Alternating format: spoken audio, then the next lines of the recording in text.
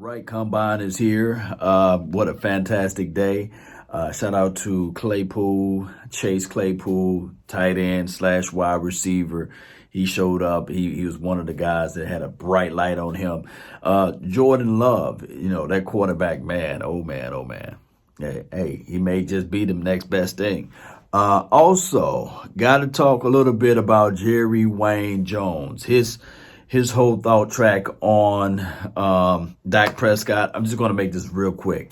He got a lot of love for Dak Prescott. So for anybody that thinks that he's going to move on from Dak Prescott, he just compared Dak Prescott to his son. He compared Dak Prescott to his son. So I don't think that they're going to part ways. He said there's no rush on the particular contract, so he might get tagged still. And remember, they can still rescind the tag. They can actually extend and sign the guy or what have you. So I guess that Dak Prescott agent, Tom France and company, they are very, very strong on Dak, and they really wanted him to get the best deal out there. And shout out to them. Kudos to them. I can't say, okay, agents, let's get this deal done. Let me just get this deal done. No, they want what's best for Dak Prescott, and Dak Prescott want what's best for him and his entire family. So I guess he just leaving, all of that information to his counsel, his agency. So we can't get mad at that. Hey, football is not here yet. It's still the off season. We still got to do our player evaluation and these sorts of things. So Jerry talked about that. He also talked about the collective bargain agreement. It's going to get signed. 60% of the NFL are made up of non-veteran guys. The veteran only take up a small chunk of the NFL. And according to the CBA, according to everything, those 60% of players get more money. Remember this, the popular vote always wins, basically. The majority in this situation. And of course, some of the veteran guys can advise, but they're not going to pay all of those young guys money, bills, and these sorts of things. Because the NFL can call me tomorrow. Say, hey, Law, we want you to run some routes. We want you to defend some routes for some pocket change. You think Law Nation is going to turn down that money because somebody over there making $15 to $20 million a year? It don't work that way. Collective bargaining doesn't work that way. You start low, you sell high. You know how that go. So you also elevate the lowest people, the majority, and you tell them, hey, I'm here for you. And at the end of the day, you can look at it from these angles and say to yourself, either I can sign this deal and make, $115,000 or close to $130,000 more. That's a lot of chinchetta. That's a lot of pocket change. Or I can sit back and, wait a year before I get that paper. The NFL is too large. I don't think that there's unity like the other sports out there because it's a smaller unity. You see, smaller unity in other sports, basketball and baseball, and they don't have 53 and 63 people out there that they got to pay. And on top of that, the difference is between the different sports is basketball, you play both ways. You play offense and defense. Football, either you play on the offensive side of the ball, maybe some special teams, or you play on the defensive side of the ball. That's the reality of it.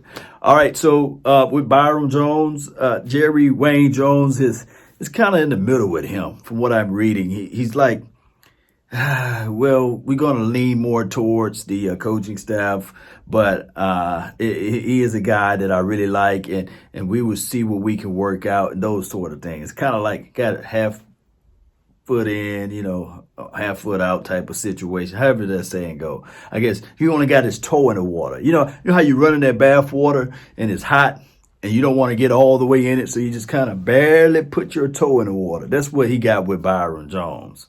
And the other guy, he really liked Robert Quinn, the Cobra man. I think that they will figure out ways to keep him on board. And as well as with Randall Cobb, I think they're working out strong agreements with Amari Cooper. So eventually Amari Cooper is going to get his bread as well. Amari Cooper is going to get his bread. Amari Cooper is going to get his bread. Amari Cooper is going to get his bread. He is. So, with that being said, Cowboy Nation, I said that I would not keep you guys long. But if any other information come out for the nation, hit me up. If any combine news that you guys got, hit me up. Hey, are you guys more of the defensive side or the offensive side? Let me know. Post your thoughts and concerns down below. Do you think that Mike McCarthy is going to finally remove this curse from this team as it relates to being a team that nobody really fears? You see, it's always been that mundane, that, oh, we know who the Cowboys are. There's all this talk and stuff like that. Do you think Mike McCarthy can really change this thing? I think so. I want to know your thoughts. That's been my time. I really thank you all for yours. And remember, you're listening to nothing but the best. Let's go. Shout out to the Baby Beard Gang, baby. Let's continue to grind. Y'all see the growth. It's there. It's getting there. Let's go. Salute. Jerry Jones is not ruling out a return for receiver Dez Bryant.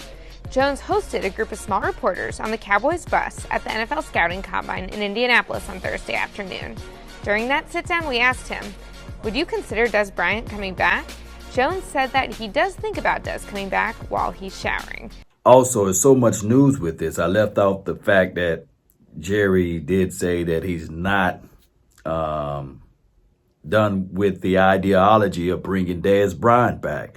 So it could be a situation in a scenario that Dez Bryant come back. So that's another thing too. My thought on that would be, hey, if Dez Bryant do come back, if they do decide to bring Dez Bryant back into the fold, it will have to be this reason. Bring the brother back for, dare I say, training camp. Oxnard, you don't want the brother trying to get in shape week 3 or week 4 of the preseason. No, don't do that. Don't do that. Bring him back as soon as possible, right after the draft. If you can't get the wide receivers you want in this particular draft, bring back Dez before he get out there and be out there too long of a wait. So that's what Jerry, he's not, the door's not shut on Dez Bryant, basically.